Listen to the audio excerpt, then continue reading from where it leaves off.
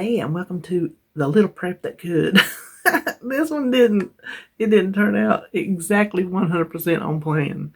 So for breakfast, I was planning on millet breakfast cereal. I've had it before and I love it. So I wanted it again. I broke my own rule and did not check my ingredients before I prepped, before I shopped, and I didn't have enough millet. I kept it in the freezer so it wasn't out there where I could just like pick the jar up and look at it because I don't use it often, so that's where I'm storing it. Still wanting some kind of breakfast cereal, I opted to just back up and punt and use rice. So I have jasmine rice. I calculated in my head how much liquid and whatnot should go in, in accordance with the millet recipe, and kept my fingers crossed that it would work. And guess what? It did. So I even had a bowl for breakfast. Then for, let's see, lunch is the lunch that almost didn't happen. I actually filmed an intro, got everything loaded into my movie editor, my video editor, was listening to the intro till it got up to the point that said, and for lunch I had vegetable soup. I was like, wait a minute, vegetable soup is my snack. Where's my lunch? I didn't even make lunch. It's tuna casserole. So I had to go back in there. David was just getting the kitchen cleaned up from his breakfast and mess it up again. So lunch is tuna casserole. And I did not put it in the oven in the old day. My little brother, when we were growing up, that was like one of his favorite meals ever. And so I would make him tuna casserole, but without the peas. He didn't like it with the peas. But then I'd put it in the oven and put some cheese on top and bake it. I opted not to do that this time. I just did it in the pot, just one pot, and serving it like that. And then, let's see, snack the vegetable soup because it's very low calorie. The tuna casserole's pretty up there, and there's not a lot of protein to it. So it's probably going to be a good thing that I had that soup because I'll probably get hungry, a little while after I eat that.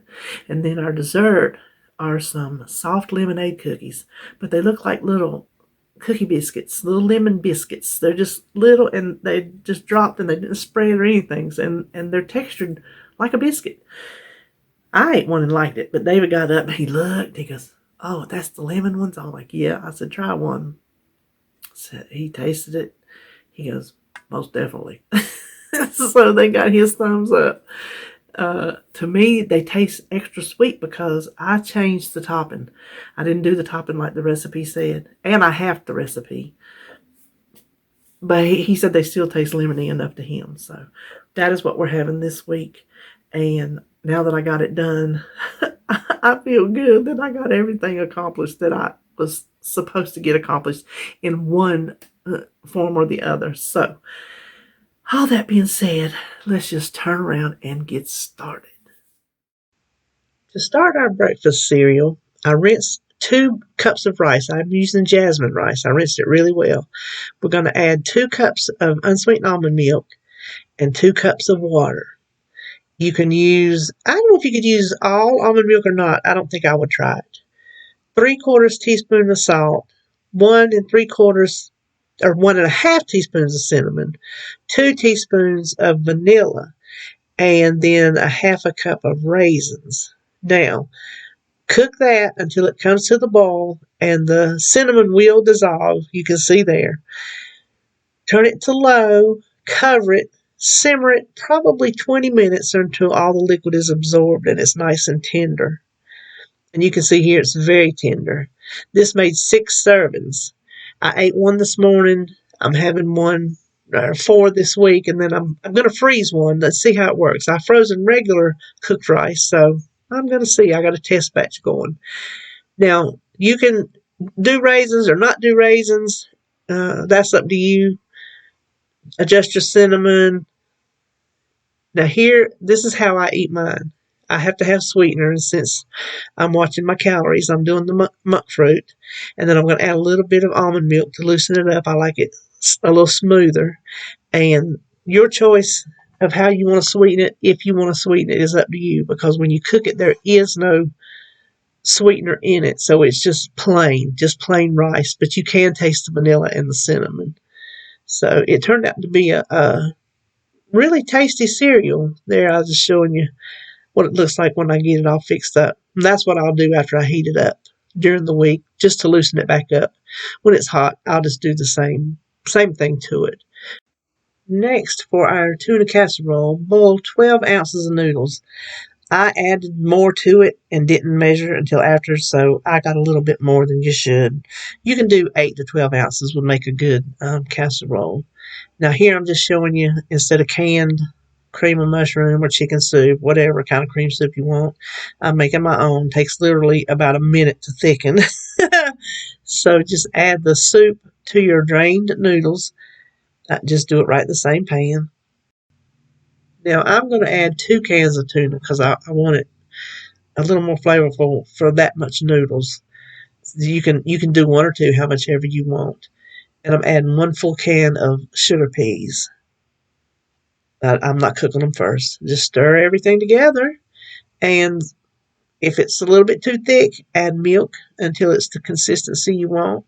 Probably will need to add more milk when I heat it up because you know how noodles set up when they're soft like that. Ended up with an extra serving because I put in those extra noodles. You will get 4 to 6 servings out of it. Coming up next is our vegetable soup. I always start with my liquid first, which is 4 cups of beef broth.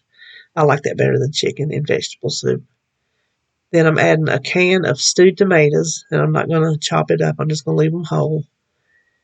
Next, I'm going to add some garlic. That's to taste. A bag of just frozen cut okra.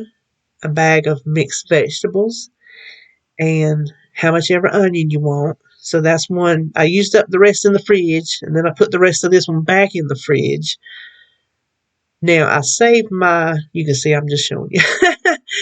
I saved my cabbage to last. You see how much room I have? Because I can do with a variable amount of cabbage as long as everything else fits. Turns out the whole head fit. So now we're going to take it over and put it in our Instant Pot. Gone, girl. Okay. We're going to close it. Be sure to close the seal. And we're going to set it on 25 minutes.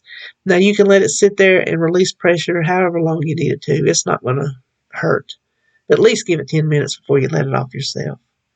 So here is the finished product, and I'm just going to scoop it into these containers. And that's as easy as that is right there. Our lemonade cookies are coming up next. First thing I'm going to do is divide out the concentrated lemonade mix. I got this silicone mold probably 4 years ago for something, and I don't remember what, but turns out if I haven't used it the whole time, it was waiting for this day because I need 3 ounces in this recipe. And so I'm going to divide the remaining into 3-ounce portions, freeze it, pop them in a little bag, and then I've got enough for 3 more batches of cookies. Now you can use your stand mixer or your hand mixer, and it's a 1/2 cup of margarine. I'm using Bluebonnet, to a 1/2 cup of sweetener, and I'm using Lakanto. So we want to fluff that up. Next, we're going to add 1 egg, and I probably should crack it in a separate container, but I live on the edge. Fluff that.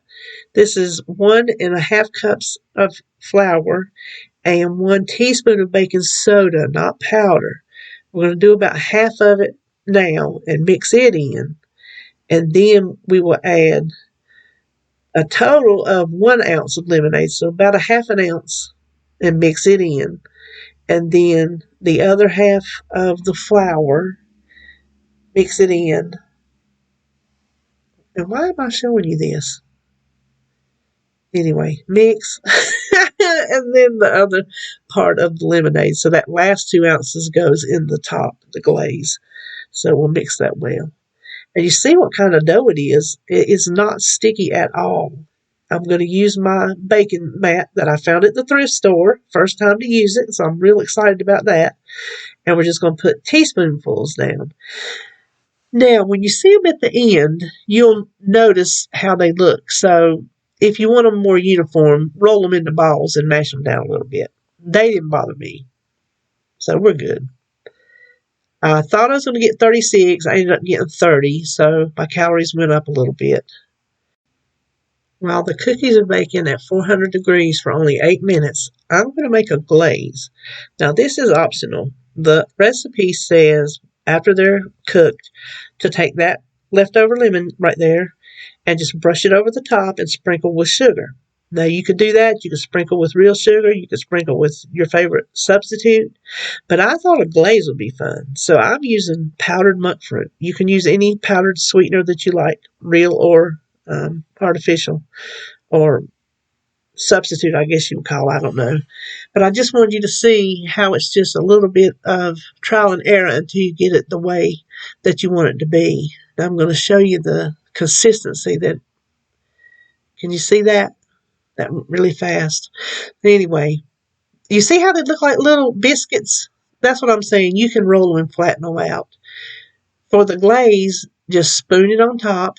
You see, it's not too runny. It is just right. It is sitting on there. I didn't have too much that bled through onto the wax paper. Now here they are, and they're finished, and I'm going to store them in a plastic container and just leave them on the counter. But when you see them on the plate, I don't know if you can tell how that icing's set up. And look, there's the consistency. Like a little cookie biscuit.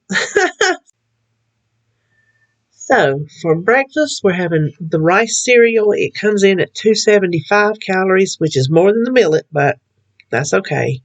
Tuna casserole, 337 calories. The vegetable soup, it's the winner for 29 calories a cup.